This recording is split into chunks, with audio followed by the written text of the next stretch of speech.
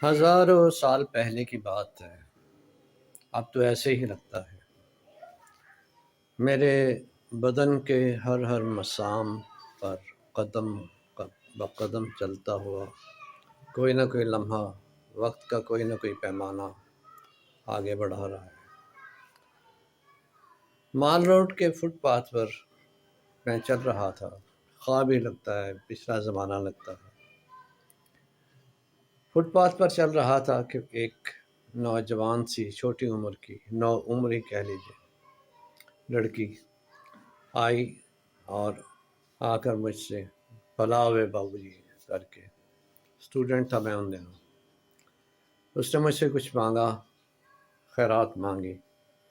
میں مونگ پھلی کھا رہا تھا، میں نے چند دانے اس کے ہاتھ پہ رکھ دیے۔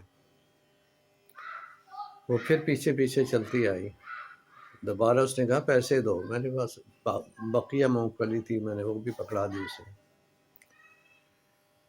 پھر وہ غصے سے اس نے میرا ہاتھ پکڑ لیا، غصے سے نہیں، پیار سے ہی، کیونکہ ابھی اس کا پروجیکٹ باقی تھا۔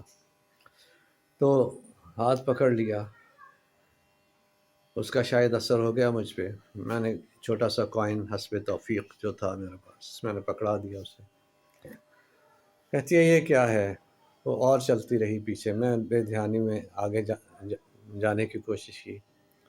ایگزیکٹلی وہ بے دھیانی تو نہیں تھی، بہرحال تو اس نے مجھے بازو سے پکڑ کے ایسے بہو جی دے دو نا، ایسے کر کے، تو پھر میں نے ایک چھوٹا سا کوائن جو جیب میں تھا پکڑا دیا اسے۔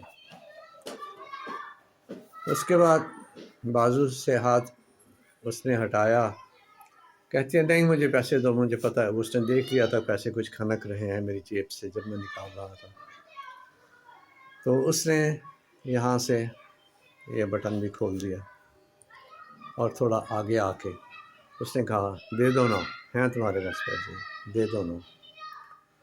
تو اس وقت بجائے وہ جو کچھ چل رہا تھا، شاید جس کی وجہ سے میں ایک کے بعد دوسرا کوائن اسے دے رہا تھا، وہ کچھ اکتاہٹ میں بدل گیا، اور میں نے اسے دیکھ کے تو تیز قدم اٹھاتے ہوئے ایسے کر کے، اور تیز قدم آگے اٹھاتے ہوئے چلا گیا، اور بس میرے دل سے ایک دو لفظ نکلے، یہی کہ یہ تو منی پراسٹیٹیوشن ہے، منی پراسٹیٹیوشن ہے یہ تو اس طرح سے وہ سڑکوں پر چلتی پھرتی پھرتا ایک پیشہ اس طرح کا بھی ہے، اسی لیول پہ کام کرتا ہے، لوگ انجوائے بھی کرتے ہیں اور کبھی کبھی کچھ اکتا بھی جاتے ہیں۔